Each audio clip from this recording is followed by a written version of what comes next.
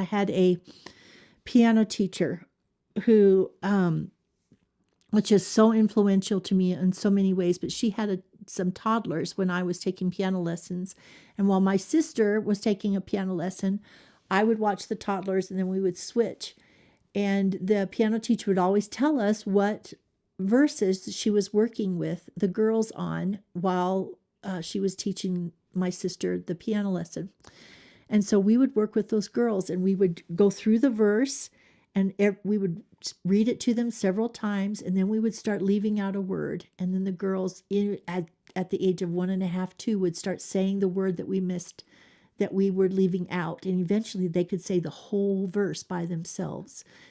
And I know those girls now, they ended up being our flower girls in our wedding. And now they've got they've got children of their own, and they're doing the same thing. Talk about a legacy. So choose one verse and repeat it daily during breakfast, bath time, or bedtime, and then start leaving out the words and, asking them to fill in the words for you, and you'll see them start to remember those verses. Narrate your life through a biblical lens as you go through the day. When you're when you're outside with them and you see something beautiful, remind them that God created that. God made those flowers. Aren't they beautiful? God made the mountains. He must be powerful. Just little things like that. You don't have to preach a sermon to a toddler for them to learn about God's character. Use worship music in your home. I'm amazed at when I get up in the morning and I'm by myself and I can put on worship music, what that does for me as far as setting the mood for the day.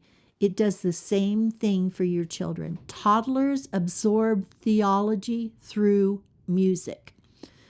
Find good music with good theology. Make sure it has good theology. The Gettys have a kids hymnal series out that is set to music that has some of their songs and some great hymns being sung by children that makes it real, and sung in keys, key signatures that are very easy for kids to sing along with. That's another great suggestion. Of course, praying before meals, before naps, when someone gets hurt, thanking God when you see a rainbow, a bedtime blessing, praying a bedtime blessing over your children.